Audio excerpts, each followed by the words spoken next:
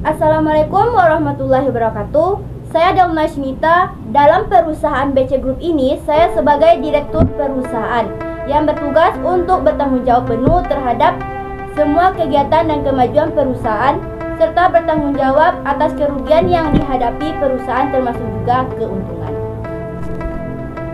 Assalamualaikum warahmatullahi wabarakatuh. Saya Desi Fauziah, manajer operasional di BC Group. Nah, saya di BC Group ini ditugaskan untuk mengelola dan mengarahkan tim operasi untuk mencapai target bisnis serta merumuskan strategi, meningkatkan kinerja, bertanggung jawab atas pengadaan bahan dan sumber daya, serta memastikan jalannya operasional sesuai dengan aturan yang ada.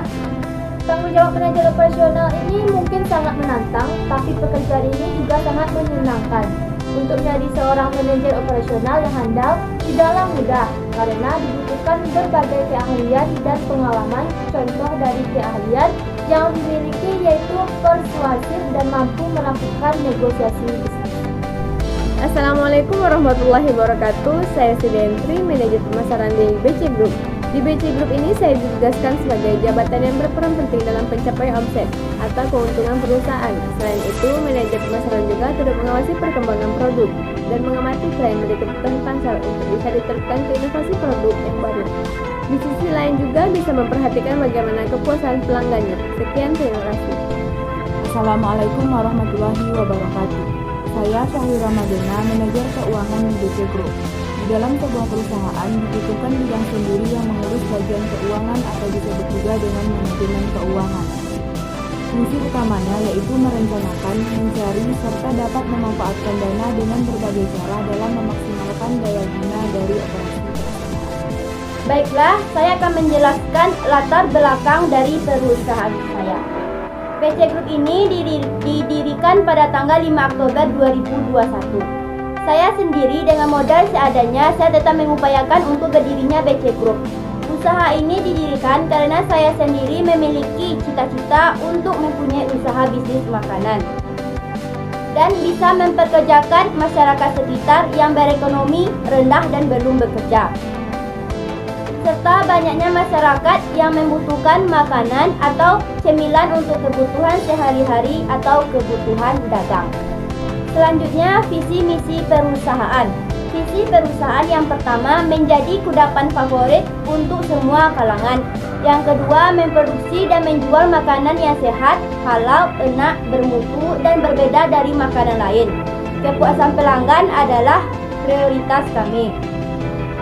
Misi perusahaan yang pertama, makanan yang berbeda dengan yang lain. Yang kedua, kerjasama yang baik adalah pedoman kami. Yang ketiga, melayani dengan etika yang baik. Yang keempat, tidak hanya menghasilkan produk yang berkualitas, namun juga memberikan manfaat untuk konsumen. Dan yang kelima, terus melakukan terobosan baru dalam cita rasa yang akan mempengaruhi proses jual beli. Dan yang keenam, memperhatikan minat konsumen sehingga dapat menjadi produsen yang mampu menghasilkan produk sesuai keinginan konsumen namun berkelas. Dan yang terakhir, mengembangkan usaha di beberapa tempat yang strategis untuk menjadi usaha terbaik di Indonesia. Dan yang terakhir, pengenalan produk perusahaan saya. Produk dalam perusahaan saya yaitu risoles.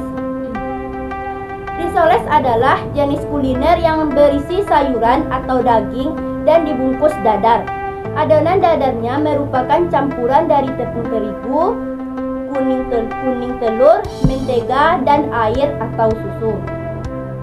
Bentuk kue ini persegi panjang seperti amplop. Risoles lebih nikmat bila disantap dengan saus, sambal, ataupun cabai rawit. Bisnis kuliner ini didirikan atas kerjasama beberapa pihak yang memiliki kesamaan tujuan. Bisnis ini didirikan atas pertimbangan beberapa aspek, diantaranya bahan baku yang mudah didapat, relatif murah, dan digemari masyarakat umum. Jadi kesimpulannya, usaha risoles ini termasuk usaha yang cukup menjanjikan karena memiliki peluang yang memperoleh keuntungan yang tinggi karena menjadi sasaran penjualan yang menjadi keunikan tersendiri dan berbeda dari risol lainnya. Risol ini pun memiliki varian rasa yang berbeda. Diharapkan bisnis ini bisa bersaing dengan makanan lain dan menjadi suatu tren di masyarakat. Selain terjangkau harga produk serta menjadi makanan yang sehat bagi masyarakat